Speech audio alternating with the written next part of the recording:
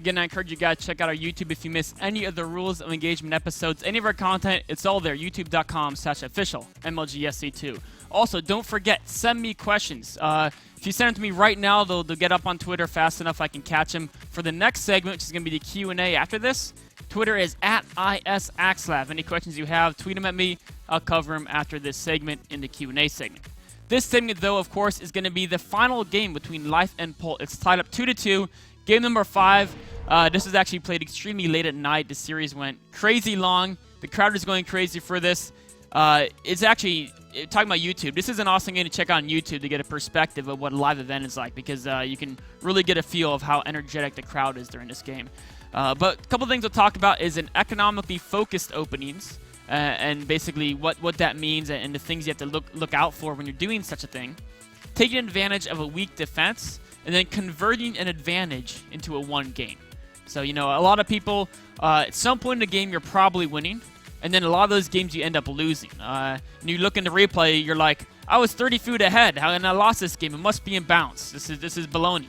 But no, often it's just because you're winning doesn't mean you deserve to actually win the whole game, right? Or else as soon as someone makes a mistake, we just say, okay, GG.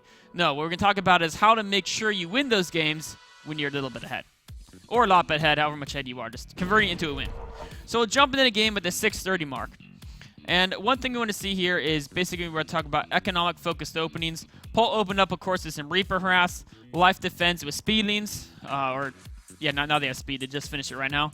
And, of course, Polt, meanwhile, gets a very fast third command center. So he goes the first command center, then the factory, then the third command center. So a very economic-focused opening. And investing in economy and upgrades, things like that for the late game, is a great plan if your scouting can confirm that there's no massive attack coming soon.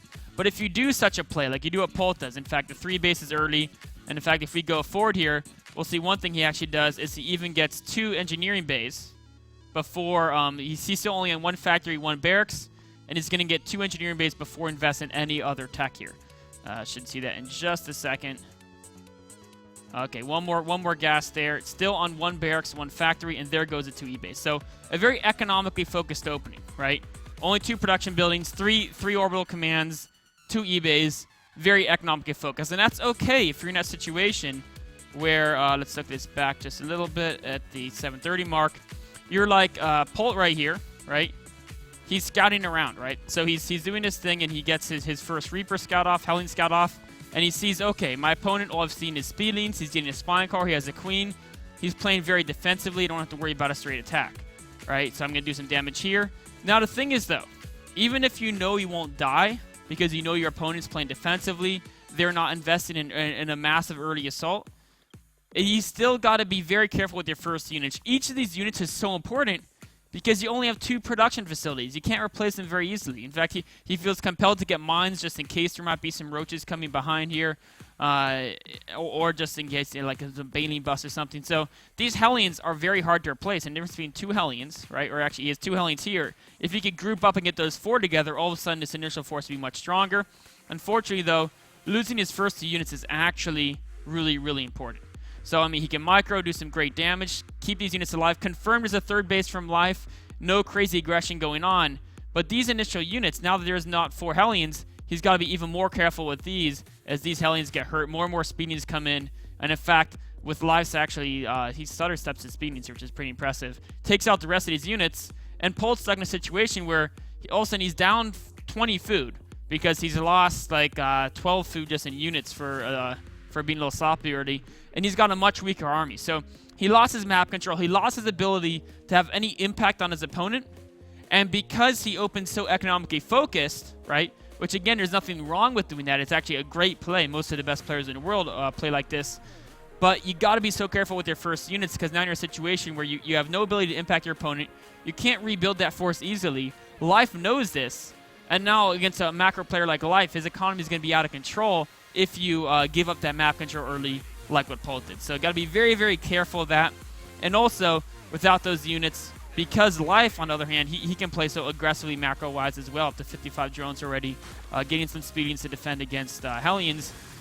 If he gets away with this much drones early, because you lost those first few units, he can then convert that into a much larger army going forward in the game. Meanwhile, Polt is still just trying to add in more production facilities. He feels compelled to get this third base up because he knows Life had a third for a while, but he doesn't have enough units to defend very well, right? He has 4 less Hellions than ideally he'd have, or he could have stopped Hellion production, gotten a few more Widow Mines. He doesn't have those Reapers, which do help out just a little bit, and he's going to decide to skip on the bunker, right? So Life comes in here and says, okay, he's not going to have a bunker. He's going to try to play with just this small force. Even though I can't break his natural, I can go in here, get a few SCV kills, take advantage of this weak defense. And now I know this defense is weak, and that he's having a hard time replacing his units because he's open, so economically focused. There's no bunker, there's no depot wall.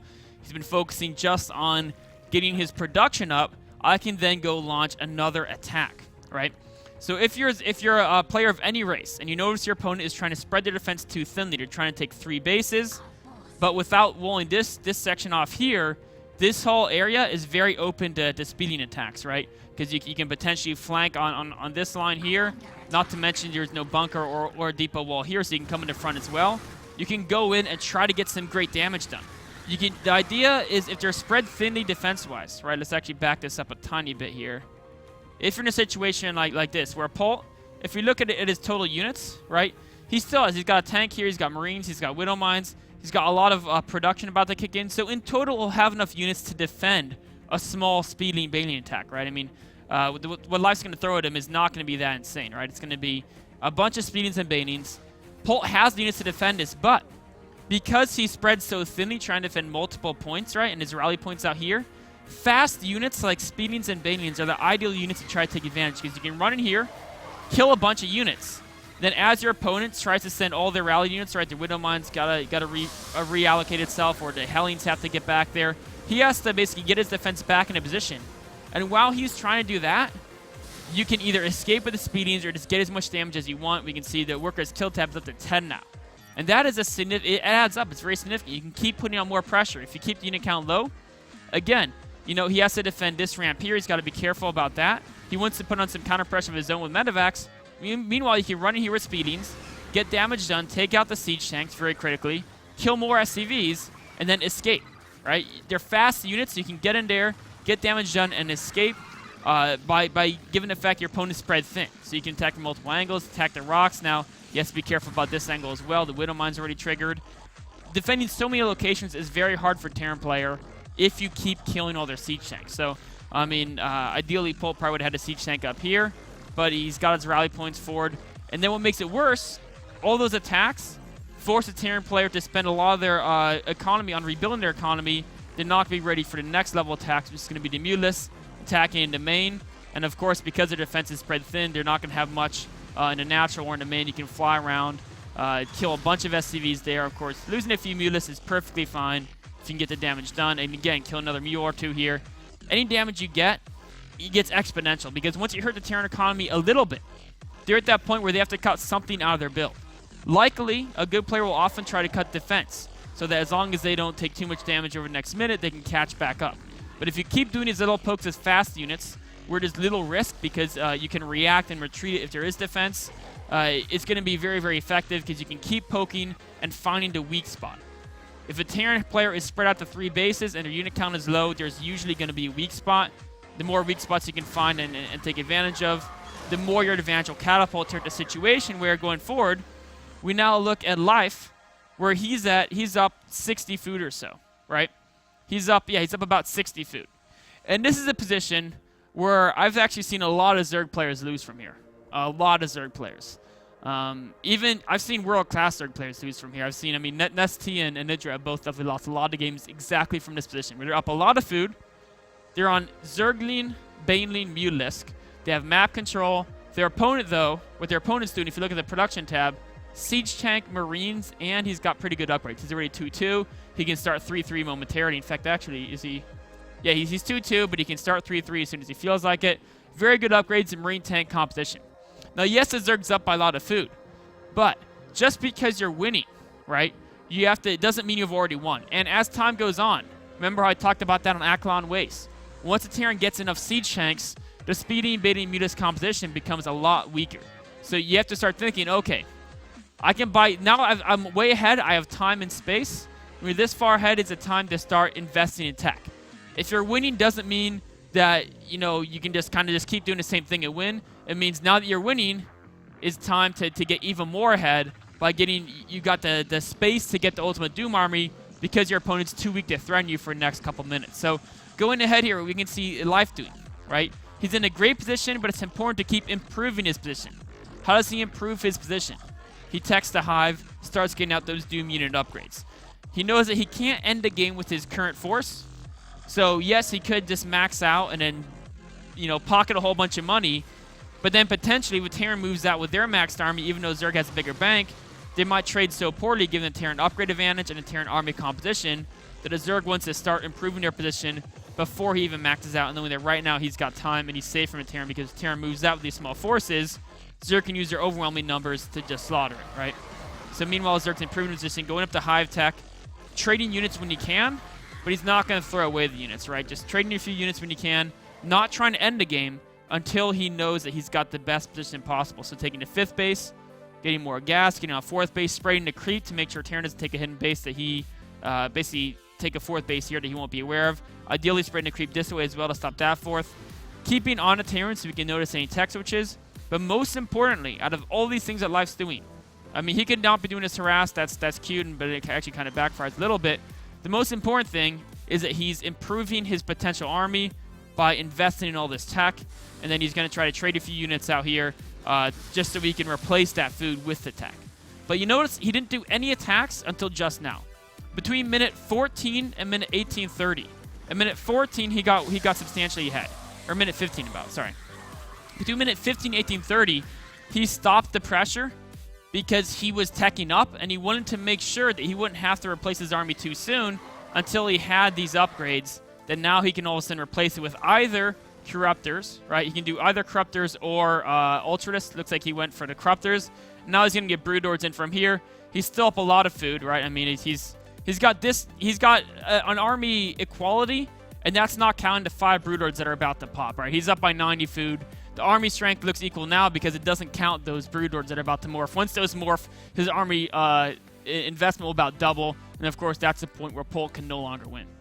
So the cool thing about this game was, one, we noticed Polt do a very economically focused opening, but he fell so far behind, and the reason why is because he invested also in these map control harass units that, of course, Life was able to take out because of a couple missed rally points on Polt's part. And if you're doing an economically focused opening with low production, the lower your production is, it's vastly more important to keep each one of those units alive because they're so important to you, right? The fewer units you have, the more value each one has because it's a higher percentage of your army. The less production you have, the harder it is to replace those units. Against a smart opponent like Life, if you put them in a position where you lose your early units and they know that you can't rebuild a strong force, they're going to take over the map immediately. So economically focused openings are great. You got to babysit those early units, though, and make sure you don't lose them. If you're a Zerg player or if you're any player, you're ever ahead, don't say, yeah, I've won. I can just, you know, kind of just throw units at them, or I can just wait until they leave the game. That might not happen. We saw that happen actually in this same tournament. Sen versus Party, I went over this on analysis as well.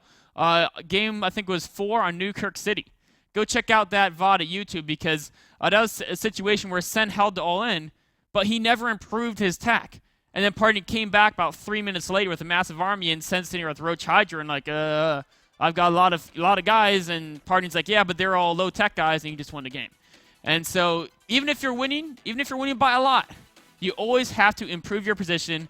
Don't quit trying till the game's over. That's what makes Life a champion, is that he never lets up at all. He's always playing at a maximum power throughout the entire game. Hope you guys enjoyed this analysis of game number 5. We'll take a short break, then be on to the Q&A.